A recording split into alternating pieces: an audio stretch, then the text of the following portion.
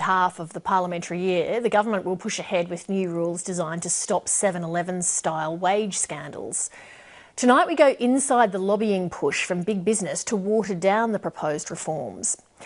That campaign's being led by former Liberal Minister Bruce Bilson. He's now the head of the Franchise Council of Australia. What we can tell you tonight is that the council was paying Bruce Bilson before he even left Parliament, but he never declared it. Pat McGrath reports. These are dark days for some of Australia's biggest and brightest brands. Exposed for underpaying thousands of staff millions of dollars, they're now bracing for a wave of tougher regulation. The scale of wage fraud, underpayment, exploitation, illegal behaviour is large and growing, and strong measures need to be done to stop it before it spreads and gets even worse. Australia's $150 billion franchise industry is the focus of the government's Vulnerable Workers Bill.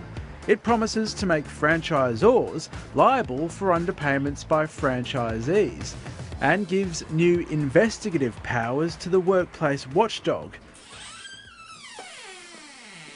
Former Caltex franchisee Danny Hanna is backing the government's reforms.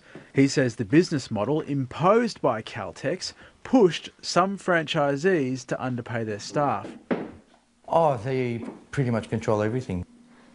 We have to buy the fuel from Caltex. We don't have any control over the price. We pretty much just sell it and get a set commission for every litre that we sell.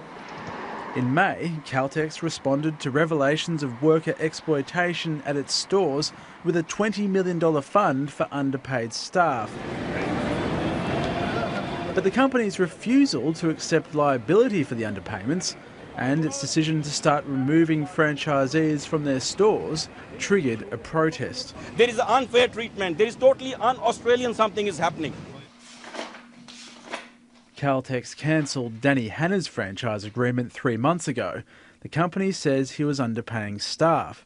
He says he just couldn't afford to pay family members who were working at the outlet. The termination notice had 3 reasons. One of them was paying staff zero wages, which referred to my family members, but we never broke the law.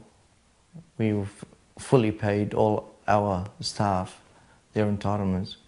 Quite often the underlying problem is that the profit-sharing model that the big franchisors have with their little franchisee stores is such that the franchisee can only operate by underpaying. Alan Fells knows franchising inside out. He briefly ran 7-Eleven's compensation scheme for its underpaid workers and sees the government's new vulnerable workers legislation as essential.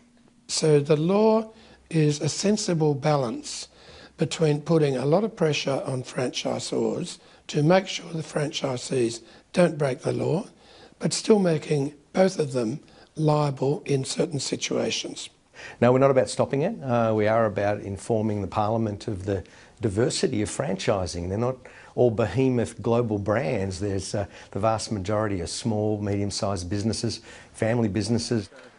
Now, a familiar face is speaking on behalf of franchise industry heavyweights.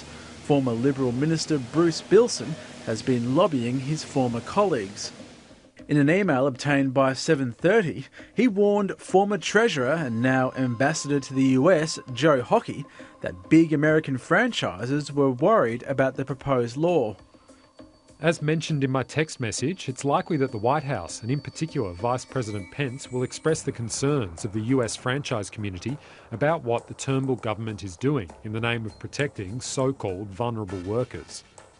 What exactly were you warning Joe Hockey in that? I said there's a prospect that your counterparts in the United States will raise this issue. If you're not aware of what the issue is, here it is in the nutshell. Perfectly reasonable, quite sensible. What would strike many as less reasonable is the process behind Bruce Bilson's appointment as the head of the Franchise Council. I just want to say I've loved these days. When he stood to give his final speech in Parliament in May 2016, his colleagues and taxpayers who paid his wage had no idea that he was already receiving a $75,000 a year salary as executive chairman of the lobby group. Just if you could help with the timeline here. Sure. So you were appointed executive chairman, or you announced you were being appointed executive chairman at the end of March 2016? Correct. Yes, that's right. When did you become a director and start getting paid by the Franchise Council? No, my appointment was made, and we announced the appointment of it as I announced that I was leaving public life. So that's all on the record, and you can have a look at all that. Okay, but when did you start getting paid? I'd have to check, but it'd be around that time that arrangement was announced, and then we had some transition periods before I commenced in that role. Company records show Bruce Bilson became a director on the 9th of March last year, months before he was due to retire at the election in July 2016. The Franchise Council put out a press release about his appointment to the job at the end of March, but he never listed his new job, nor his new salary, on the compulsory register of members' interests. We asked Bruce Bilson if he had a record of making that disclosure. Well, not off the top of my head. I don't carry that around. I mean, no one's made any inference or suggestion of the kind you're making in the time that I've left politics. So that's why I have no immediate recall of it, because it's never been a topic before. You're the first to raise it. Okay. Do you think you should have done that? No, because I think it's nonsense and utter crap. But if it's something you want me to check out, I'm happy to do that. Bruce Bilson did check, and a few hours after his interview told 7:30 that he had not properly updated the register of interests. It was a discourtesy to the House of Representatives and an administrative failing on my behalf. I've contacted the Clerk of the House to convey my apologies for this error. To be head of a major business lobbying entity while still a Member of Parliament, admittedly just for a few months, is irregular. There are more Australians in work. The government wants to bring a vote on its new bill in this session of Parliament, but it needs the support of either the opposition or the crossbench. If the legislation doesn't get through, my concern is that the settings won't be right for us to effectively tackle deliberate and systemic worker exploitation that is going on in some parts of our labour market.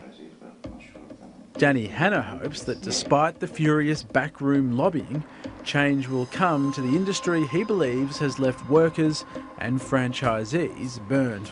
A lot of people go in there with good faith, assuming these business models are designed to be able to make a living out of them and a profit after paying all your obligations.